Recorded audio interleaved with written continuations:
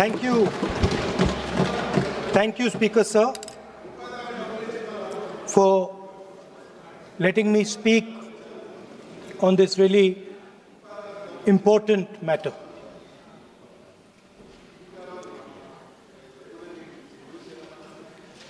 Speaker, sir, have you ever wondered why Mahatma Gandhi laid such emphasis on Khadi? Why was it that he framed the entire Indian freedom struggle around the concept of Khadi? And why is it that he only wore Khadi? Because Khadi is not just a cloth. Khadi is the expression of the people of India. It is the imagination, it is the sentiment, it is the productive force of the people of Aaj pehnaun Khadi. It is the expression of the people of India. Speaker, sir, whichever state you go to, you will find different fabrics. There's the Himachali cap, Assamese gamcha, Banarsi sari, Kanchipuram sari, Naga jacket, and you will find that all these fabrics represent the people. When the people of Assam give you the gamcha, they're not just giving you a piece of cloth. They're giving you an expression. They're giving you a piece of their history, their tradition, their future, their imagination.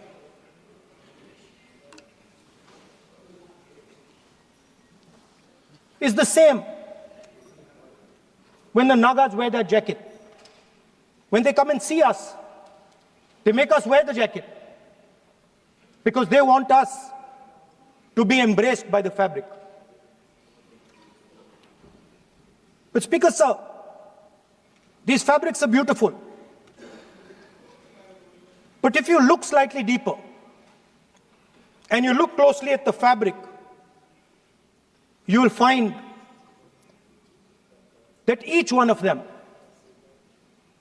has thousands of little threads embracing each other. A Kanchipuram sari might have a golden thread, but the golden thread means nothing without the green thread or the yellow thread near it. The other thing to notice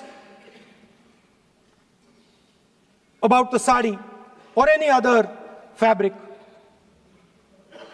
is that all the threads are equal. No one thread is superior to another thread. They all come together. The threads cannot protect you. The threads cannot keep you warm. But when they come together as a fabric, they can keep you warm, they can protect you, they can express what you have in the heart. Speaker, sir, in the same way, our nation is also a fabric. It's a fabric made up of 1.4 billion people, and the fabric is woven together by the vote. Let me repeat it. It is a fabric of 1.5 billion people, and it is woven together by the vote. Everything that we see, in fact, this house where I'm standing today, the Lok Sabha, Rajya Sabha, Vidhan Sabhas across the country, Panchayats across the country, none of them would exist if the vote did not exist. We talk with great pride about HAL, BHEL, ONGC, Tejas, Chandrayaan. We have a list of things we say. Not one of those would exist without the vote.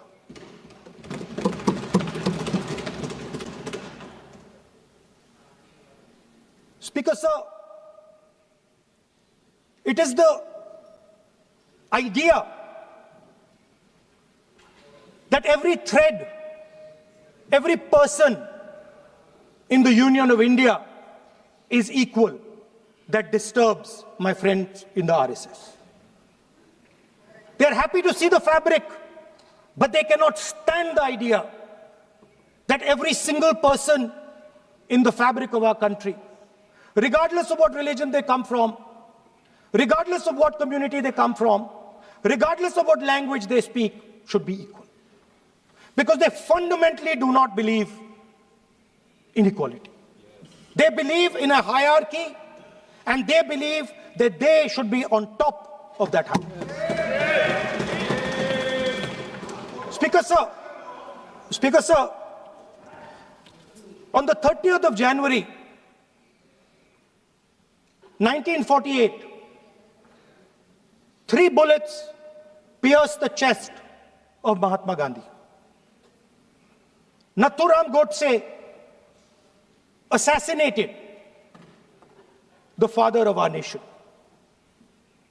Today, our friends do not embrace him. Today, our friends have pushed him away. He's an uncomfortable truth. But that's not where the project ended. You see, as I said, everything has emerged from the vote. All the institutions have emerged from the vote. So it's obvious that the RSS has to capture all the institutions that have emerged from the vote. So the project, after Gandhiji's assassination, the next step of the project was the wholesale capture of India's institutional framework.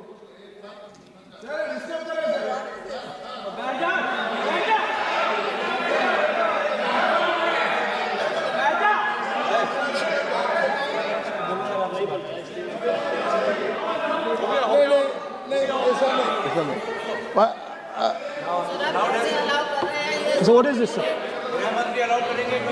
Sir, अभी नहीं पहना हुआ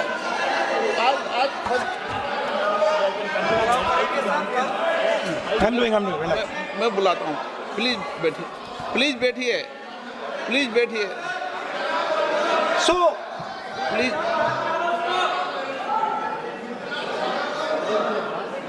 sir,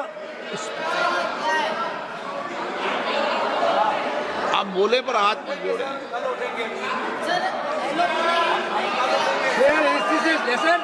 sir, these are uncomfortable truths, but they have to be spoken.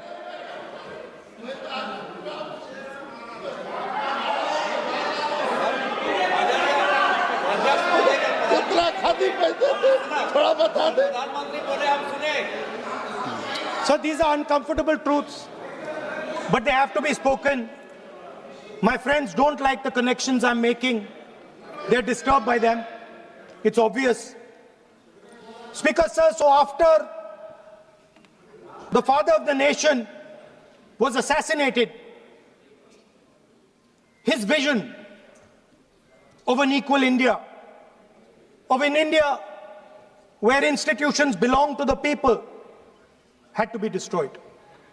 And so the process started, and the RSS attempted to capture one institution after the other. And I will give some examples so that it is crystal clear that this is the case. Everybody knows how vice chancellors are placed on top of Indian universities today. Every single person knows this. You go to any university, you speak to any youngster in India, he will tell you that it does not matter whether the professor has qualifications. It does not matter whether the professor has a scientific temperament. The only thing that matters is the professor belongs. माननीय सदस्य, एक minute, माननीय सदस्य, चुनाव सुधारों पर चर्चा हो रही है। सर ये मैं उसी पे कर रहा हूँ सर। आप किसी भी संगठन का नाम जो इस हाउस में उसका नाम मिले। एलओपी है तो इसका मतलब ये नहीं है। एलओपी का मतलब नहीं, आप जनरल बात बोलो। आप राष्ट्रपति भाषण में बोलिए जनरल बात। सर हम लोग सुनना चाहते हैं। सर स्पीकर सर, हम लोग सुनेंगे शांति से। हम लोग शांति से सुनना चाहते हैं और ये आप लोग सुनिए ना क्या कहना चाहते हैं। धमकी देंगे आप? हम लोग सुनने के लिए बैठा है। अभी तक नेता प्रतिपक्ष एक शब्द चुनाव सुधार पे अभी तक आया ही नहीं है। संसदीय कार्य मंत्री बोल रहे हैं। मैं स्पीकर का परमिशन से ही बोल रहा हूँ। हम सुनने के लिए बैठे हैं। अरे हम सुनने के लिए बैठे हैं। नेता प्रतिपक्ष चुनाव सुधार के लिए जो सुझाव देंगे सुनने के लिए तो हम बैठे हैं, लेकिन चुनाव सुधार को नहीं बोलते हुए कहा जो इस सदन से कोई वास्ता नहीं, जो संगठन उसका कहानी किसी और का बोलना ये कोई उचित नहीं है। समय बहुमूल्य है, समय का मर्यादा भी है। सबका सब यहाँ सुनने के लिए बैठे हैं और ये समय बहुत कीमती है, इसलिए हर एक पल अच्छा शब्दों का कोई अच्छा ज्ञान दे, सुझाव दे, सुनने के लिए हम लोग बैठे हैं। मेरा एक सीमित अनुरोध है नेता प्रतिपक्ष से, आप विषय पर ही रहिए। हम लोग सब बैठे हैं, गृह मंत्री जी भी सुनने के लिए बैठे हैं, लेकिन आप विषय पर नहीं बोलेंगे तो जो विषय तय किया गया है उसे क्या मतलब है। अगर चुनाव सुधार पर ही नहीं बोलेंगे तो फिर इतना समय सबका क्यों बर्बाद करना चाहते हैं नेता प्रतिपक्ष। Should I leave? Then you speak. Should I leave? You speak then. You speak. What is it? You are parliamentary affairs minister. You are a parliamentary affairs minister. You are disturbing the lobby. How can it be? You are a parliamentary affairs minister. You are disturbing the subject में नहीं आपके lobby. आपका lobby subject में नहीं है. ये विषय कर रहे हैं. The discussion. One second. The discussion is about the vote and electoral. The discussion is about the vote. एक मिनट सर मुझे बोलने दीजिए।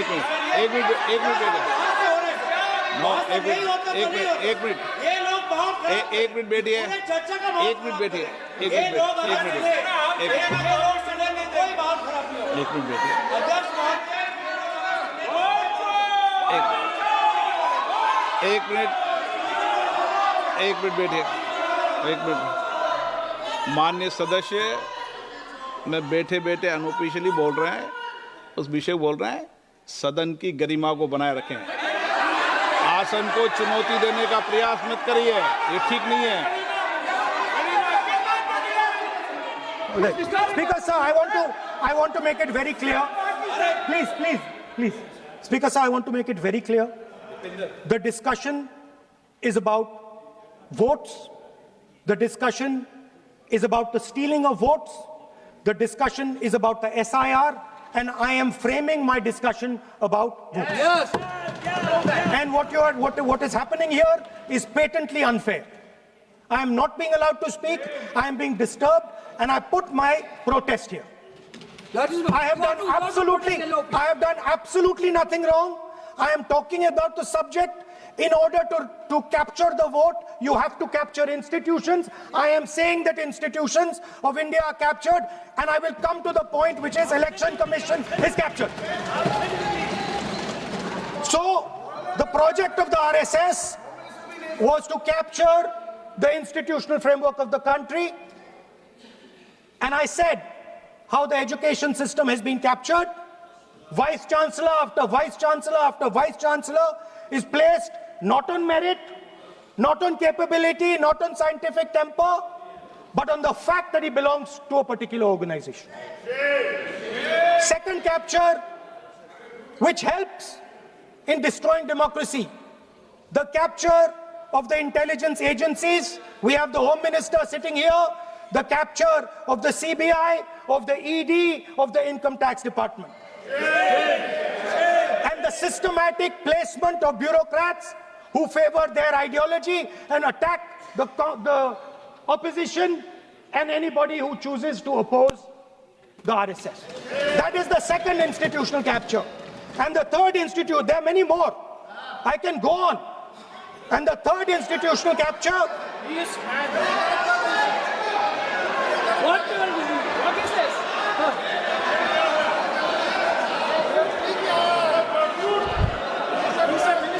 मानिए प्लीज मानिए. Yes, become sonite.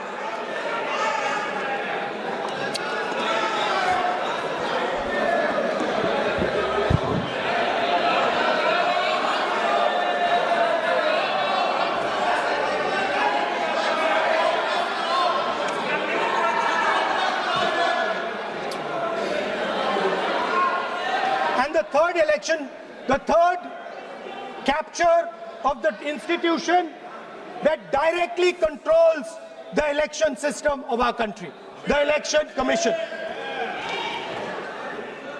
Now, I'm not saying this without proof. I have put forth adequate proof about how the Election Commission is colluding with those in power to shape the elections.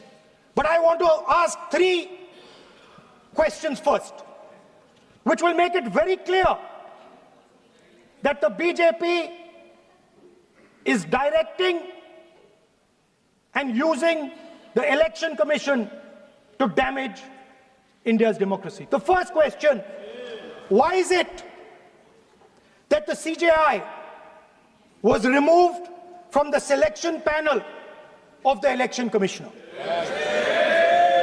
What motivation could there be to remove the CJI?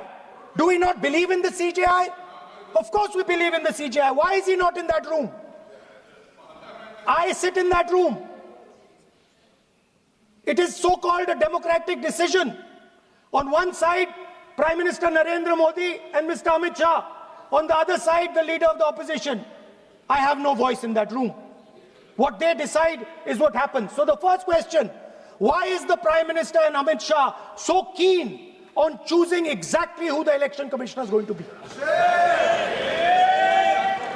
Second question, and even more devastating question, no Prime Minister has done this in the history of India.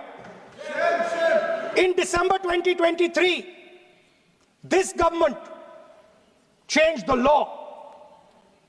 They changed the law to make sure that no election commissioner could be punished for any action they take while they are election commissioner. Yes. Immunity. Why would the Prime Minister and Home Minister give this gift of immunity to the election commissioner? Why would they need to give this tremendous gift that no Prime Minister has given ever before to the election commissioner? Yes. Mr. Shah is looking into the ceiling. Maybe he will answer this question when he speaks. And finally, why was the law with regards to CCTVs and the data that they contain changed? Why was a law put in place that allows the Election Commission to destroy CCTV footage 45 days after the election? What is the need? The answer given is it is a question of data. It is not a question of data. It is a question of stealing the election. Now, what is the result of this institutional capture? What is the result of controlling the Chief Election Commissioner and the Election Commission? First of all, we have a set of election campaigns that are tailored for the Prime Minister. 3-month, 4-month, 5-month long campaigns are taking place. so that the Prime Minister's schedule can be fitted in to the program. Second, we have a Brazilian woman who appears 22 times on the voter list of Haryana. Please. No. 22 times this lady appears. एक minute please एक minute. आप नेता प्रतिपक्ष है, मैं इस तरीके से सदन की कार्रवाई नहीं चलने दूंगा। ये सदन है, सदन की गरिमा को बनाए रखें। आप सदन की गरिमा से बोलेंगे तो ठीक नहीं, जैसे सदन नहीं चलेगा। नो, गलत तरीका है आपका, नहीं होगा। आप ले रहिए, आप ले रहिए। नहीं, माननीय प्रतिपक्ष के नेता, आप पहले अपने सदस्यों को समझाइए। नहीं चलेगा, नहीं, ठीक नहीं है। नो, नहीं, बिल्कुल नहीं चलेगा। अगर आप सर माननीय प्रतिपक्ष के नेता, आप अपने सदस्यों को गरिमा समझाइए। सर, बट ये तरीका आप इतने सालों तक यहाँ पर रहे, ये तरीका उचित है क्या? सर, विरोध का तरीका होता है, लेकिन ये उचित तरीका नहीं है। तरीका इधर पे नो, उधर का तरीका क्या है सर? नो, सबका तरीका उधर से होगा, उधर से भी बोलेंगे, इधर से बोलेंगे, सब जगह से बोलेंगे। Speaker sir, I don't agree with the showing of photographs here, but it is a reflection of our democratic structure. This is what is happening in our democracy, that you're not allowing us to show. This Brazilian woman has appeared 22 times on the voter list in Haryana. And not only that, there is one woman whose name has appeared 200 times, more than 200 times in one booth in Haryana. And it is very clear, and I have proven without doubt, that the election of Haryana was stolen. And the theft was ensured by the Election Commission of India. I've said it again and again and again. Now, nowhere has the Election Commission answered my questions. The Election Commission has not told me why this lady's picture has appeared on the polling list. They have not told me why lakhs and lakhs of duplicate voters are existing. They have not told me why a BJP leader is coming from Uttar Pradesh to vote in Haryana. These are straightforward questions. And there is clear proof which I have put in front of the country. Right? But the Election Commission has no answer to these questions. And that is the result of the complete capture of the Election Commission by the people across the aisle. By the way, you're talking about SIR in Bihar. Let me say something about SIR in Bihar. Why is it that after the SIR in Bihar, 1.2 lakh duplicate photos are existing in Bihar, in the voting list? If you've cleaned up the voting list, why are there 1.2 lakh duplicates in Bihar? And we've not just proven this about Haryana.